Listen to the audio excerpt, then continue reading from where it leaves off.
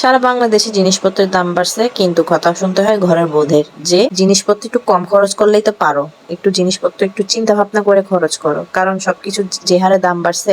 কিন্তু বেড়া মানুষের কে বোঝাবে যে আগে যেটুকু লাগতো এখন আমাদের সেটুকুই লাগে, জিনিসপত্রের দাম বাড়ছে সেটা আমরা কিভাবে কমাবো?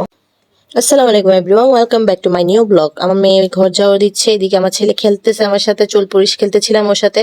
আর ওদের দুজনকে বললাম চলো বাইরে বারান্দায় যাই, অনেক সুন্দর বৃষ্টি হচ্ছিল, বৃষ্টিটাকে দেখে দেখে এনজয় করি।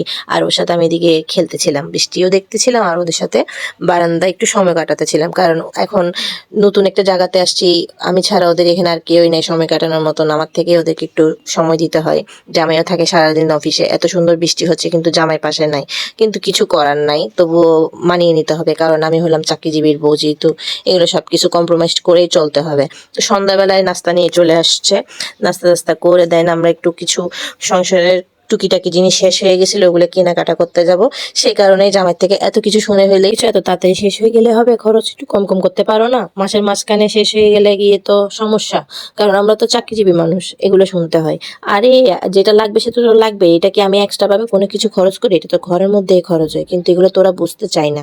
আমরা আগে যেটু খরচ করতাম এখনো সেটু খরচ হয়, কিন্তু জিনিসপত্রের দাম বেড়ে যাওয়াতে প্রেশারটা আমাদের মধ্যে চলে আসে।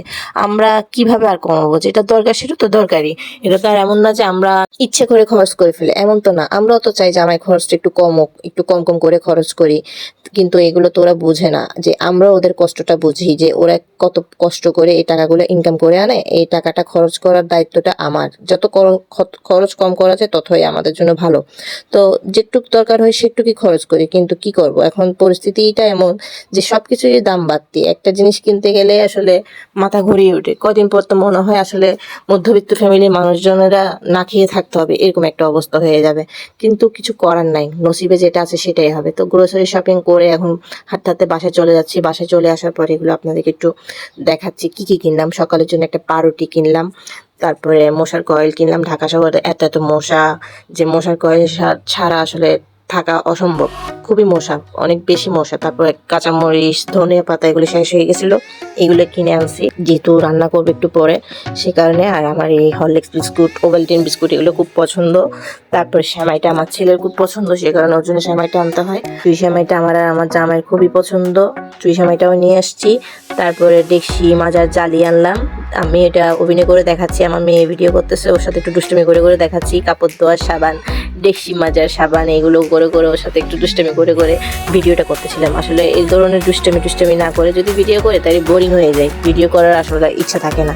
আর আমি তো একটু, আমার একটু ঘোরা রোগ আছে, আমি কয়েকদিন খুব স্পিড থাকে ভিডিও করার জন্য, এরপরে গিয়ে আবার হাল ছেড়ে দিই, বলে যে ধর ভালো লাগে না, করবো না ভিডিও।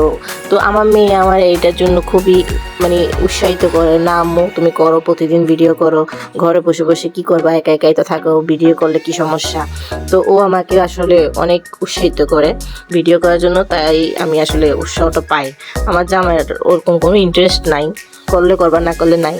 বিশেষ করে না করার সাপোর্টেই বেশি, আমাকে করতে দিতে বলে না, বলে যেগুলো করে কি লাভ, করিও না হাতের কাজ, তার থেকে ভালো শুয়ে শুয়ে ঘুমাও, এত কষ্ট না করে। বাজারগুলো গুছিয়ে এখানে চলে আসলাম রান্না করতে। আর আমার এই কাঁকরোল দিয়ে চিংড়ি মাছটা খুব পছন্দ, একদম ভুনা ভুনা করে, তেল বেশি বেশি করে দিয়ে ভুনা ভুনা করে রান্না করলে খুবই মজা হয়। তো সে কারণে আমি এখানে প্রথমে তেল দিয়ে দিলাম, তারপরে পেঁয়াজ, তারপর আলু আর কাঁকরোলটা দিয়ে দিছি একসাথে, ভালোভাবে এগুলোকে একদম ভুনে নিব। একদম ভাজা ভাজা হয়ে গেলে তারপরে গিয়ে চিংড়ি মাছটা দিয়ে দিব।